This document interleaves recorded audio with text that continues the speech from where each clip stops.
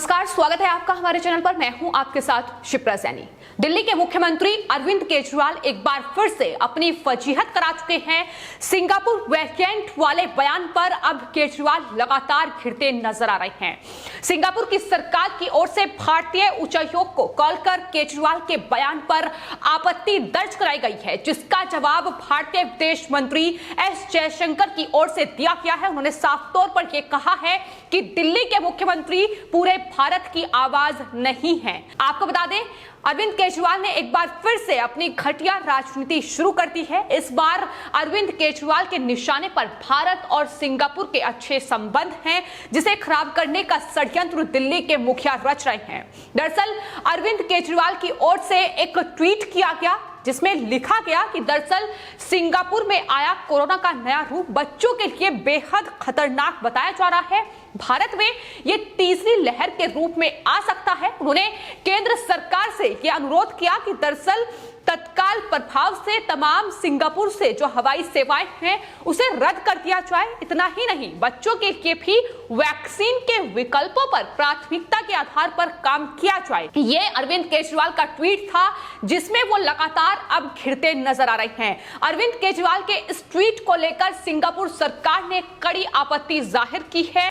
आपको बता दें, भारत में सिंगापुर के राजदूत ने अरविंद केजरीवाल के इस ट्वीट का जवाब देते हुए ये कहा है कि इस दावे में कोई भी सच्चाई नहीं है। उन्होंने अपने ट्वीट में यह भी लिखा है कि इस बात में कोई सच्चाई नहीं है। सिंगापुर में कोविड का नया स्ट्रेन मिला है। सिंगापुर में फाइलोजेनेटिक टेस्ट में मिला B.1.617.2 वेरिएंट बच्चों सहित कोरोना के ज्यादातर मामलों में प्रबल है। ये उनकी तरफ से ट्वीट किया गया, जिसमें उन्होंने अरविंद केजरीवाल के इस ट्वीट का जवाब दिया और साफ तौर पर कहा कि उनके इस बयान में कोई सच्चाई नहीं है। लेकिन उसके बाद भारत को भी इस पर सफाई पेश करनी पड़ी। खुद विदेश मंत्री एस जयशंकर ने ट्वीट करते हुए अरविंद केजरीवाल को न सिर्फ जवाब दिया, बल्कि बताया कि दरअसल दिल्ली के मुख्यमंत्री पूरे भारत की आवाज नहीं है। अपने इस ट्वीट में विदेश मंत्री एस जयशंकर ने लिखा कि सिंगापुर और भारत कोविड-19 के खिलाफ लड़ाई में मजबूत तरीके से भागीदार रहे हैं। एक लॉजिस्टिक हब और ऑक्सीजन सप्लायर्स के रूप में हम सिंगापुर की भूमिका की सराहना करते हैं। उन्होंने आगे ये भी लिखा कि हालांकि कुछ लोगों के गैर जिम्मेदाराना बयान से लंबी चली आ रही भागीदारी को नुकसान पहुंच सकता है, इसलिए वो स्पष्ट कर देना चाहते हैं कि दिल्ली के मुख्यमंत्री का बयान पूरे भारत का बयान नहीं है। तो ये साफ तौर पर अरविंद केजरीवाल आम आदमी पार्टी को जवाब केंद्र सरकार और विदेश मंत्रालय की ओर से दिया गया। जिस तरीके की घटिया साजिश लगातार दिल्ली में बैठी आम आदमी पार्टी सरकार रच रही है, तमाम कोविड प्रबंधन को लेकर केंद्र सरकार को घेरा जा रहा है, लेकिन अपनी नाकामी और लापरवाही को छिपाने के लिए ही तमाम पैतरे दिल्ली के मुख्यमंत्री अरविंद केजरीवाल अपना रहे हैं, बच्चों की वैक्सीन पर झूठ फैलाकर। और अब जिस तरीके से ट्वीट उन्होंने किया है कि सिंगापुर से तत्काल प्रभाव से तमाम हवाई सेवाओं को रद्द किया जाए, इसको लेकर भी विमानन मंत्री हरदीप सिंह पुरी का बयान साफ नहीं आया है, जिसमें फ्लाइट कैंसिल वाले बयान पर अरविंद केजरीवाल को मुंहतोड़ जवाब केंद्र सरकार की ओर से दिया गया है। उन्होंने लिखा है कि अरविंद केजरीवाल की चिंता के जवाब में उनका यह कहना है कि सिंगापुर के हालात पर केंद्र सरकार की नजर है और सभी सावधानी लगातार बढ़ती जा रही है। पुरी ने ट्वीट करते हुए ये बताया कि सभी अंतरराष्ट्रीय जो उड़ानें हैं वो मार्च से ही बंद हैं। सिंगापुर के साथ हमारा एयर बबल समझौता भी नहीं है। बता दें कि कोरोना महामारी के बीच दिल्ली सरकार की कार्यप्रणाली पर लगातार सवाल उठ रहे हैं और कहीं ना कहीं यही वजह है कि इस तरीके से अरविंद केजरीवाल हर रोज टीवी के सामने आकर बैठ जाते हैं और तमाम बड़ी बड़ी बातें करते हैं। हाल ही में उन्होंने कहा कि दरअसल वो दिल्ली के 4 करोड़ लोगों को मुफ्त राशन बांटेंगे, लेकिन आपको बता दें दिल्ली की आबादी ही 2 करोड़ है, तो ऐसे में 4 करोड़ लोग कहां से आए, ये सवाल में भी लगातार अरविंद केजरीवाल घिरते नजर आ रहे हैं। तो लगातार झूठ फैलाने की जो कवायद है वो अरविंद केजरीवाल की तरफ से तेज हो चुकी है और अब सिंगापुर में नए स्ट्रेन पर सवाल उठाकर आम आदमी पार्टी और दिल्ली के मुख्यमंत्री अपनी पूरी तरीके से फजीहत करा चुके हैं।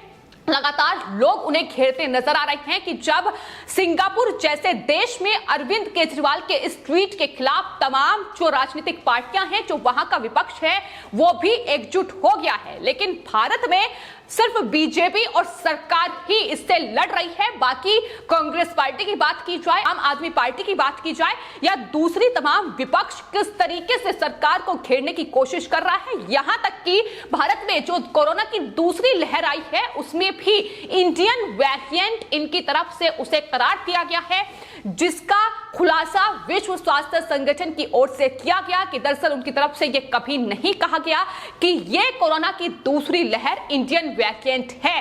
तो यह लगातार भ्रम है जो फैलाने की कोशिश इन तमाम पत्रकारों, तमाम विपक्षी पार्टियों की ओर से की जा रही है। तमाम ऐसे मीडिया चैनल्स हैं, फिर चाहे वो इंडिया टुडे हो, एनडीटीवी हो, तमाम लोगों की तरफ से इंडियन वेरिएंट कहकर संबोधित किया गया। उसमें आम आदमी पार्टी भी शामिल रही। तो जाहिर तौर पर यही तमाम षड्यंत्र और साजिश है जिसे रचने की कोशिश की जा रही है और किस तरीके से अब भारत और सिंगापुर के जो अच्छे संबंध हैं उन्हें खराब किया जाए, यह कवायद अब अरविंद केजरीवाल की तरफ से तेज हो गई है, जिसका जवाब लगातार अरविंद केजरीवाल को मिल रहा है। तो लगातार अब दिल्ली के मुखिया अरविंद केजरीवाल फिरते नजर आ रहे हैं।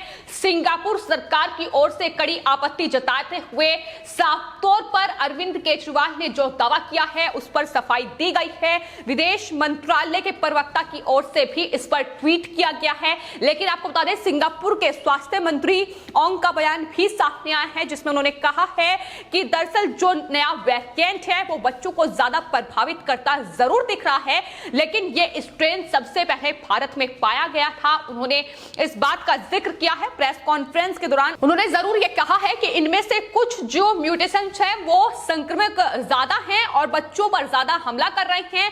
हालांकि इस तमाम चिंताओं का ध्यान रखा जा रहा है, उनकी तरफ से यह भी कहा गया है। तो लगातार सफाई अब अरविंद केजरीवाल के इस ट्वीट पर उन्हें आईना दिखाने की कोशिश सिंगापुर और भारत सरकार की ओर से की जा रही है कि इस तरीके से भ्रम ना फैलाएं, लोगों को इस तरीके से गुमराह आम आदमी पार्टी और उनके मंत्री ना करें। आपको बता दें, इसको लेकर विदेश मंत्रालय के प्रवक्ता अरिंदम बागची का ट्वीट भी सामने आया है, जिसमें उन्होंने यह जानकारी दी है कि सिंगापुर की सरकार की ओर से भारतीय उच्चायोग को कॉल करके इस ट्वीट पर आपत्ति जताई गई है। केजरीवाल के इस ट्वीट पर आपत्ति जताई है। उन्होंने ट्वीट करते हुए बताया है कि सिंगापुर की सरकार ने हमारे उच्चायोग को कॉल करके दिल्ली के मुख्यमंत्री के सिंगापुर वेरिएंट वाले ट्वीट पर कड़ी आपत्ति जाहिर की। आगे विदेश मंत्रालय के प्रवक्ता के द्वारा यह लिखा गया कि दरअसल हमारे उच्चायुक्त की ओर से उन्हें यह स्पष्ट तौर पर कहा गया कि दिल्ली के मुख्यमंत्री के पास कोविड वेरिएंट या फिर सिविल एविएशन पॉलिसी पर कुछ भी बोलने का अधिकार नहीं है। तो ये लगातार पूरी राजनीति है जो अरविंद केजरीवाल कर रहे हैं। जाहिर तौर पर अरविंद केजरीवाल लगातार कोविड को प्रबंधन को लेकर अब घिरते नजर आ रहे हैं। जिस तरीके से उनकी पोल हर रोज खुल रही है, किस तरीके से झूठ फैलाकर लोगों के बीच भ्रम फैलाकर वो गुमराह करने की कोशिश कर रहे हैं। दूसरी ओर चुनावों की तैयारियां भी कहीं ना कहीं इसी महामारी के बीच करने की कवायद उनकी तरफ से तेज हो चुकी है और यही वजह है कि मुफ्त राशन और तमाम चीजों का ऐलान उनकी तरफ से किया जा रहा है। तो यही तमाम पैतरे हैं जो अरविंद केजरीवाल अपना रहे हैं। लेकिन अब इन ट्वीट पर विदेश मंत्रालय से लेकर सिंगापुर सरकार के इस जवाब पर आखिर अरविंद केजरीवाल क्या जवाब देंगे, इसका इंतजार हर किसी को है। लेकिन फिलहाल चाहे स्थानीय नेता हो या फिर केंद्र सरकार हो, अरविंद केजरीवाल के इस ट्वीट का जवाब दे रही है। बीजेपी नेता तजिंदर पाल सिंह बग्गा की ओर से भी अरविंद केजरीवाल के इस ट्वीट पर रिएक्ट किया गया है। सिंगापुर राजदूत से तजिंदर पाल सिंह बग्गा ने यह कहा है कि सर आपको इस पर रिएक्शन देने की जरूरत नहीं है क्योंकि ये गिरा हुआ मंत्री है, ये उनकी तरफ से ट्वीट किया गया है। तो लगातार फजीहत जो है वो अब लगातार अरविंद केजरीवाल और आम आदमी पार्टी की होती नजर आ रही है। लोग लगातार सवाल उठा रहे हैं कि आखिर इस तरीके से आम आदमी पार्टी ये साजिश क्यों रच रही है। क्या उन्होंने कभी भी चीनी वुहान वायरस का नाम लिया है जो इस तरीके से सिंगापुर और भारत को घेरने की कोशिश अब की जा रही है। तो यही तमाम सवाल हैं जो लगातार अरविंद केजरीवाल पर अब दागे जा रहे हैं। जाहिर तौर पर कोविड को प्रबंधन को लेकर अरविंद केजरीवाल घिरे हुए हैं, फिर चाहे वो राजधानी दिल्ली में तमाम अस्पतालों में बेड की व्यवस्था करने की बात हो या फिर ऑक्सीजन का संकट, जिस तरीके से उस पर अरविंद केजरीवाल के द्वारा राजनीति की गई और अब वैक्सीन पर नई सियासत और भ्रम फैलाने की यह कोशिश आखिर विपक्ष क्यों कर रहा है। जब सिंगापुर में अरविंद केजरीवाल के खिलाफ तमाम विपक्ष एकजुट हो चुका है, तो आखिर भारत में वामपंथी कांग्रेस और मीडिया इन शब्दों का इस्तेमाल करते हुए इस तरीके से सरकार को घेरने की साजिश क्यों रच रही है। फिलहाल आपकी इस पूरे मामले पर क्या राय है, हमें कमेंट बॉक्स में जरूर लिखें और चैनल को सब्सक्राइब करें। धन्यवाद।